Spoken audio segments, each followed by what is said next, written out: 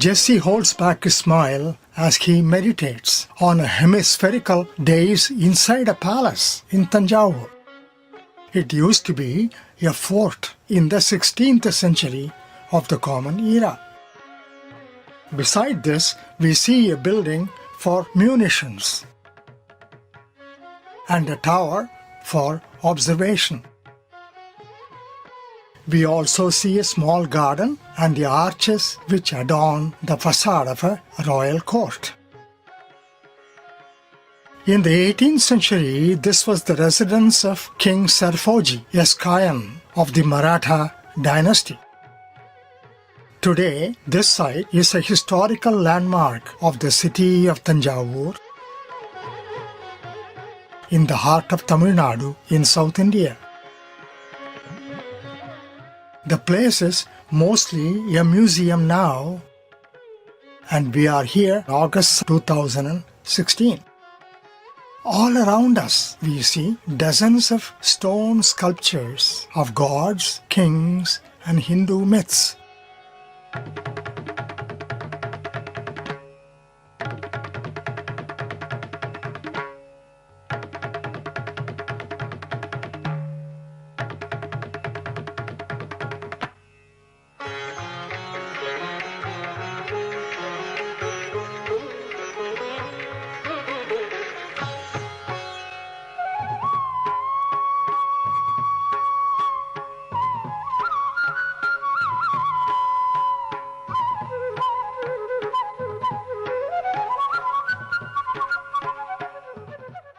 A statue of the Buddha in the corner reminds us of his influence on Hinduism. Many of these belong to King Sarfoji, who was an avid collector and a historian. On the side, we also see the entrance to his magnificent library. It is said to have thousands of historic documents as well as books and art collections.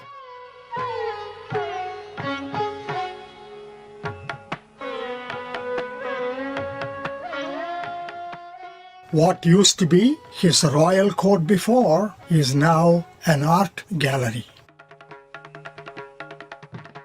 We see his statue in the center,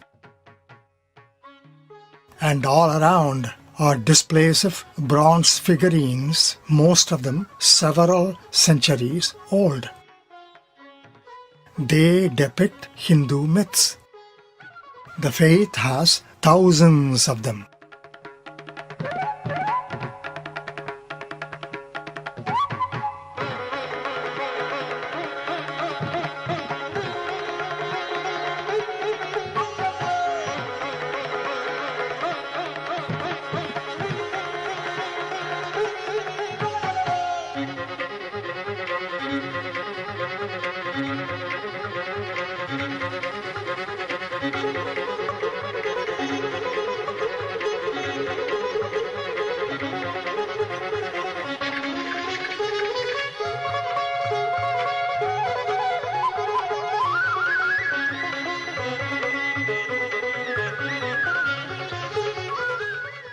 Against one wall is a lineup of bronzes, each of them portraying the dancing god Nataraja, another manifestation of God Shiva.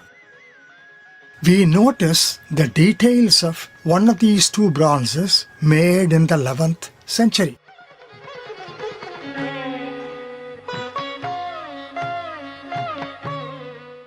This dance is a metaphor of our dynamic cosmos, as many Hindu philosophers claim.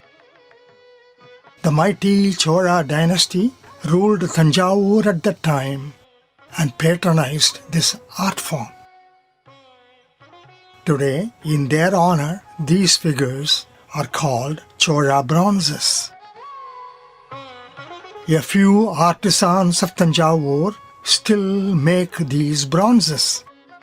They still use an ancient technique, one practiced during the Indus Valley civilization years ago.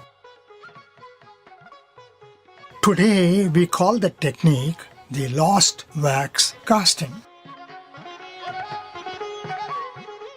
We visited a house on a quiet street in Tanjavur to see this technique. Attached to the house is a workshop. A collection of wax figurines are laid out carefully on mats.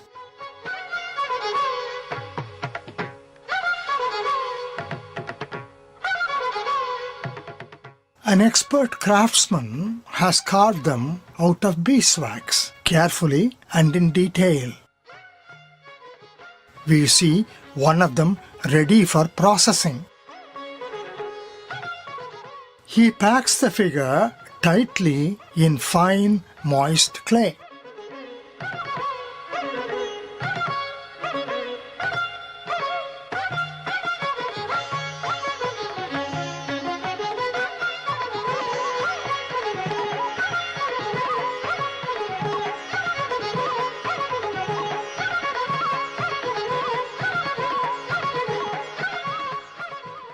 Only 2 tubular holes are left in the final clay form.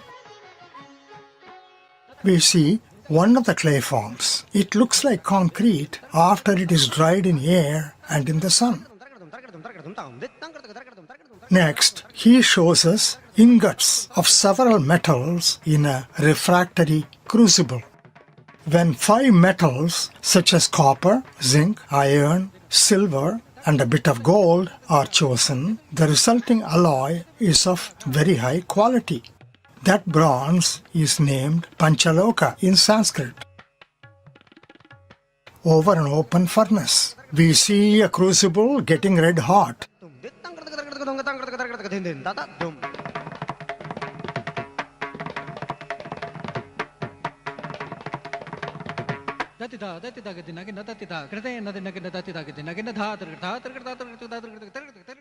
The red hot metal is then poured into the clay pillow through one of its holes. The wax melts and burns away.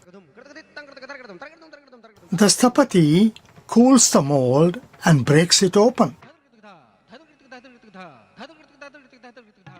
The bronze within takes on the form of the wax image inside.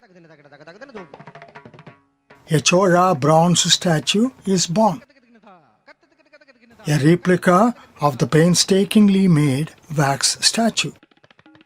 All it needs now is a thorough cleansing, sanding and polishing of its surface. Then the statue comes to life. We bought 3 of these bronzes. Suja and David bought themselves a big, exquisite bronze of Ganesha, doing a cosmic dance imitating Nataraja.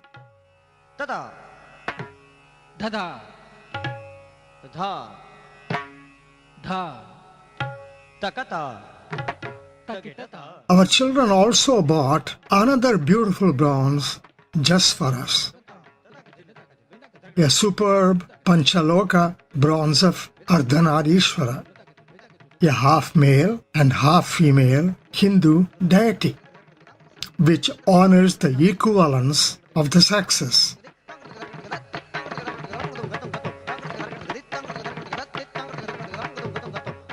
And finally, we bought a small one of Krishna,